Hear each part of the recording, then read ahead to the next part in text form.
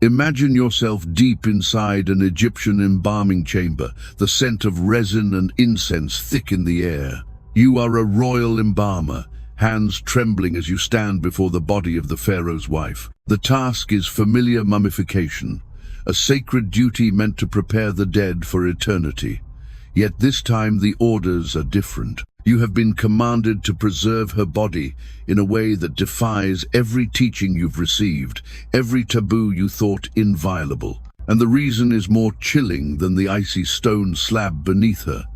This is not merely about honoring the dead, it is about reshaping the body itself, so that even in death it serves a darker purpose.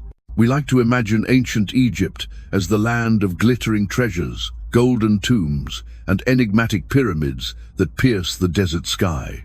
Schoolbooks teach us about the genius of its architecture, the grandeur of its pharaohs, the eternal mystery of the Sphinx.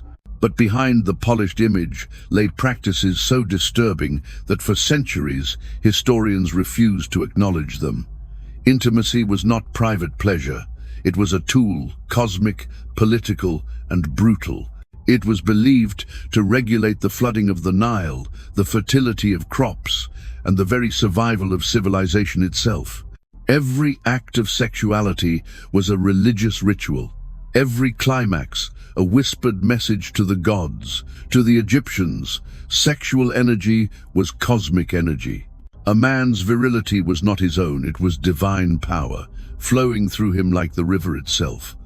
The pharaoh, regarded as a living god, bore the unbearable weight of keeping Egypt alive through his potency.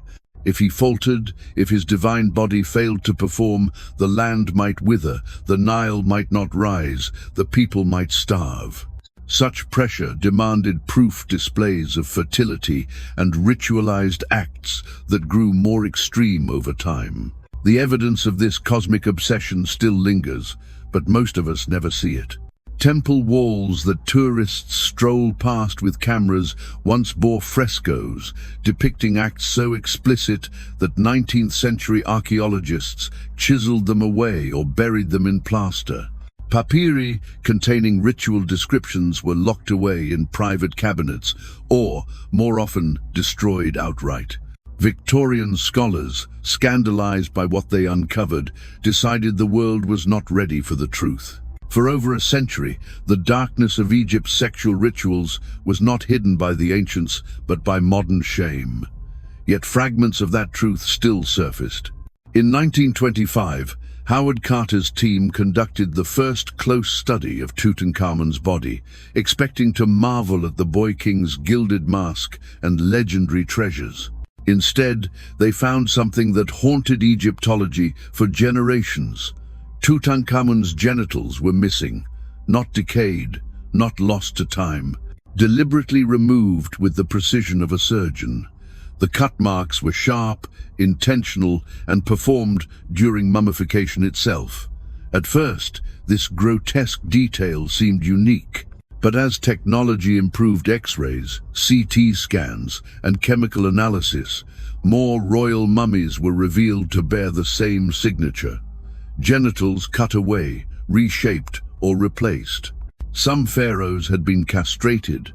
Others bore signs of strange modifications, where foreign materials were inserted to alter appearance. One unnamed prince from the 18th dynasty presented the most horrifying case. His body showed evidence that removal had occurred while he was still alive. His final screams, now fossilized in bone and scar, became silent testimony to a ritual carried out, not for medicine, not for punishment, but for religion. Why? Ancient texts begin to whisper answers. Instructions to make the dead more perfect for the afterlife. Descriptions of reshaping bodies for eternal service to the gods. To Egyptian priests, altering the genitals was not mutilation, but transformation, ensuring that the deceased would function as a servant in eternity, a vessel of cosmic potency stripped of earthly imperfection. But this raises a disturbing question. If the Egyptians were willing to reshape their dead for sacred purposes, what did they do to the living? The pattern begins to emerge when we look not at kings, but at children. Elite families, desperate to demonstrate devotion, dedicated their youngest sons and daughters to temple service.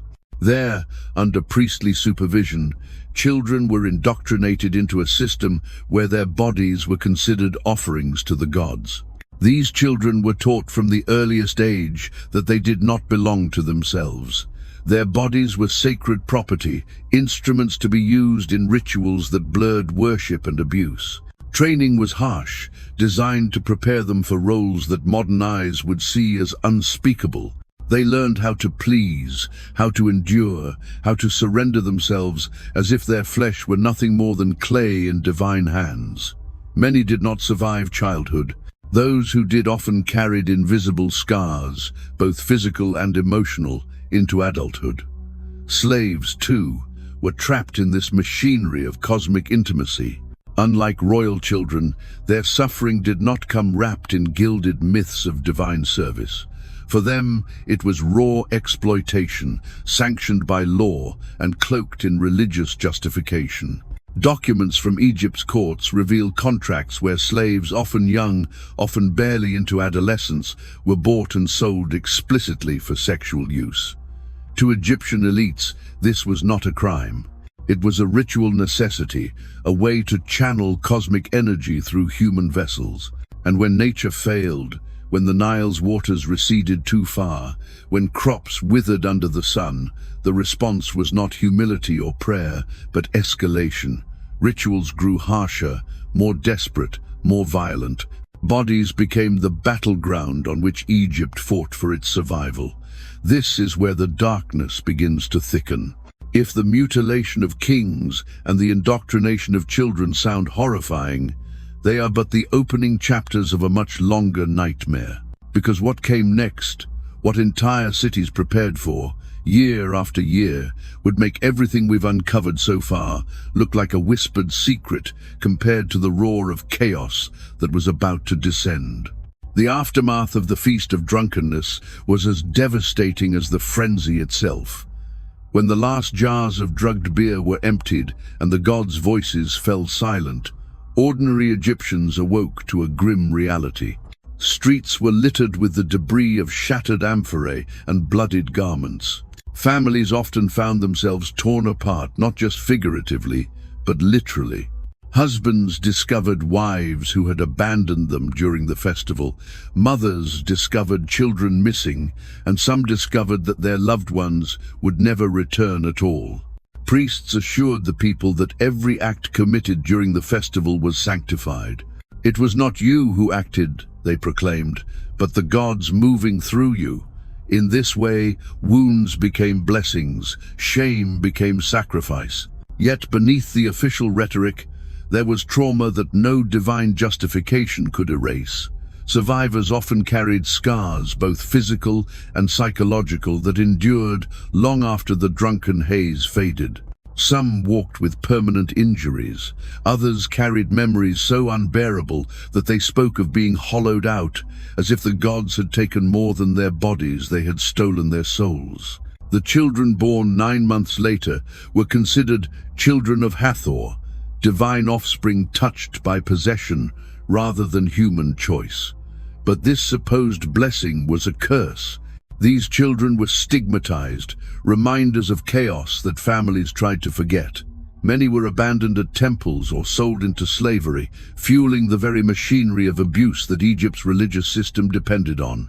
Economically, the toll was enormous. For an entire week, Egypt's engines of survival, its farms, workshops, and markets ground to a halt. Trade ceased, fields lay unattended, and governance dissolved into collective intoxication. Yet the pharaohs tolerated it, even endorsed it, for they understood the political value. By permitting chaos once a year, they ensured obedience for the other 358 days. The Feast of Drunkenness became not just a religious ritual, but a form of social control. Archaeology confirms what the texts describe. Excavations at Dendera, a temple complex dedicated to Hathor, uncovered chambers with low ceilings, grooved stone benches, and wall carvings depicting frenzied processions. Scholars once labeled these as banqueting halls.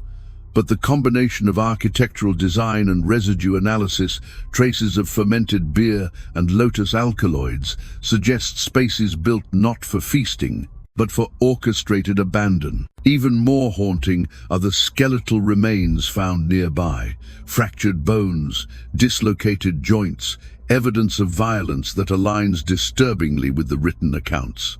Foreign chroniclers amplified the horror.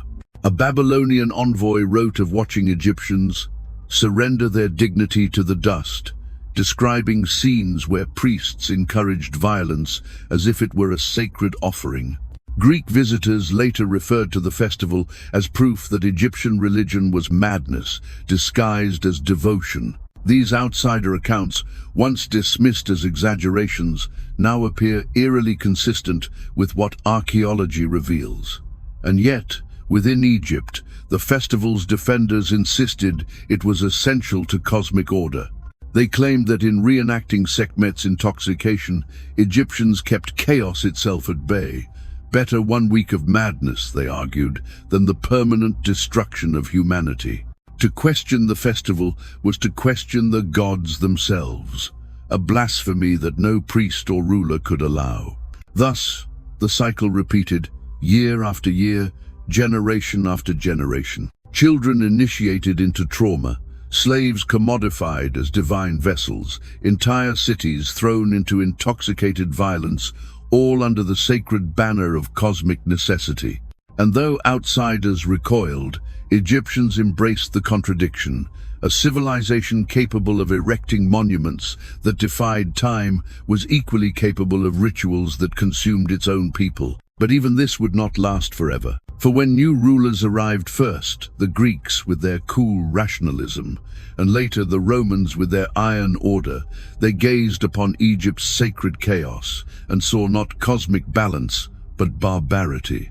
Their intervention would spark not just political change, but a cultural collision that tore at the very heart of Egyptian identity.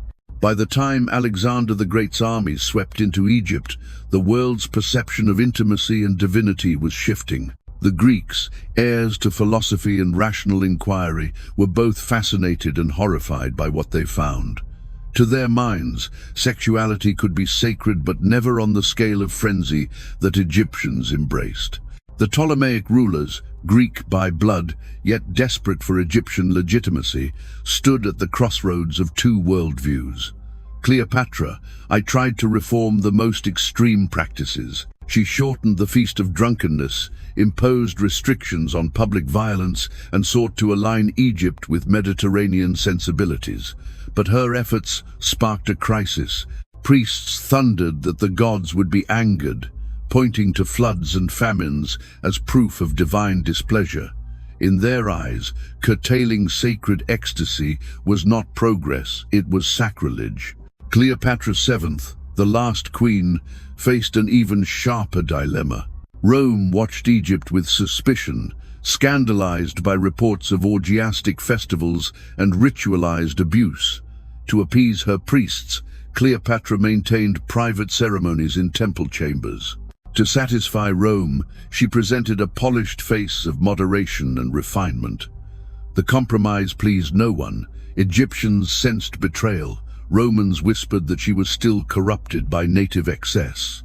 Beneath the silks of diplomacy lay a kingdom cracking under the weight of irreconcilable worlds. The Romans brought no patience. In 30 BCE, when Augustus Caesar claimed Egypt, he moved swiftly to dismantle what he considered perversion, masquerading as piety. Temples were stripped of explicit carvings. Papyrus texts describing sexual rituals were burned. Priests who resisted were executed. Soldiers defaced reliefs, chiseling away figures engaged in intimate acts until walls appeared sanitized. But erasure carried its own cruelty. Children once raised as sacred servants found themselves discarded, their only identity ripped away.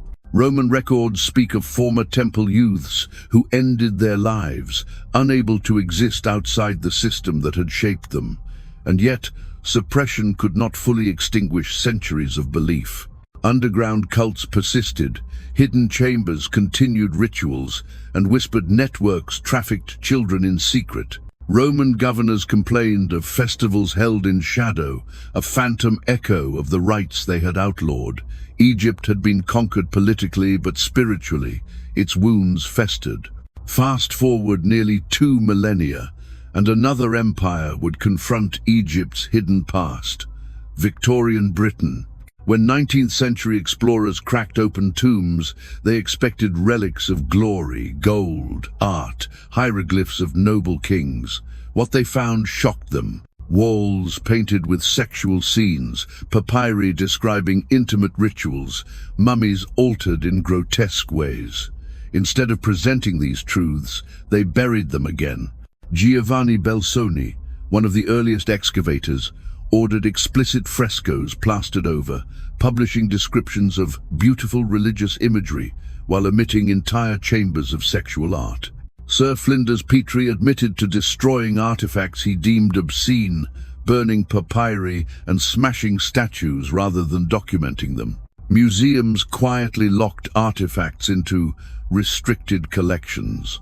At the British Museum, over 2,000 Egyptian items were mislabeled as pottery or miscellaneous to prevent public scandal.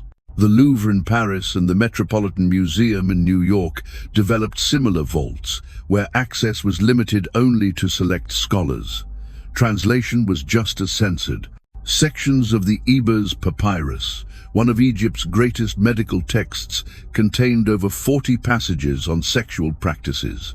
Victorian translators excised them, replacing explicit words with vague euphemisms or removing them entirely. It wasn't until the late 20th century that full translations revealed the extent of what had been hidden. The effect of this second cover-up is still with us. Documentaries speak of pyramids, of hieroglyphs, of mummification, but rarely of the sexual rituals that lay at the heart of Egyptian spirituality.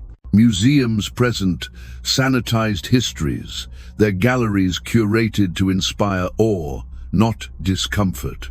Even today, accessing explicit Egyptian material requires bureaucratic hurdles and confidentiality agreements, as though the truth were still too scandalous to confront. And yet, the truth matters. Because Egypt's story is not just one of grandeur and innovation, it is also one of exploitation, of how sexuality was transformed into a weapon of cosmic control. Children treated as property, slaves commodified as vessels, entire cities consumed in ritualized chaos. For 3,000 years, Egypt sustained this system, and for 2 more millennia, the world has struggled to face it. So what does this mean for us? Perhaps that civilizations are never as simple as the images they leave behind. A pyramid may symbolize genius, but its shadow may conceal nightmares. To study history honestly is to hold both truths at once: the brilliance and the brutality, the light and the darkness. If this glimpse into the hidden rituals of Egypt has unsettled you, remember it is only one chapter in humanity's long and complicated story. There are countless more, buried in forgotten texts and suppressed artifacts, waiting to be uncovered. And if you want to keep exploring with me, peeling back the layers of history that polite society tried to erase, make sure to subscribe. Because these forgotten voices deserve to be heard, and there are many more stories that the sands of time have not yet silenced.